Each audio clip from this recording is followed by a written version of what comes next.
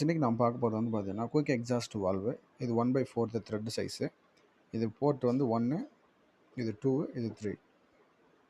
இதில் என்ன பண்ணோம்னா கீழே வந்து பிளாஞ்ச் இருக்கும். இந்த இடத்துல பிளாஞ்ச் இருக்கும். ஏர் வந்து இன் பண்ணும்போது இந்த பிளாஞ்சை தூக்கிட்டு இந்த டயக்ராம் பாருங்கள்.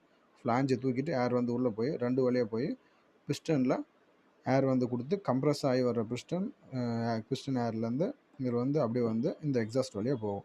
இது எதுக்காக யூஸ் பண்ணுறாங்கன்னா, நார்மல் வந்து சொலினாய்டு வால்வு வழியாக கம்ப்ரஸர் வந்து ரிலீஸ் ஆகி வெளியே வரும். ஸோ அந்த சைக்கிள் டைமை குறைக்கிறதுக்காக இது சிலிண்டர் பக்கம் ஷார்ட்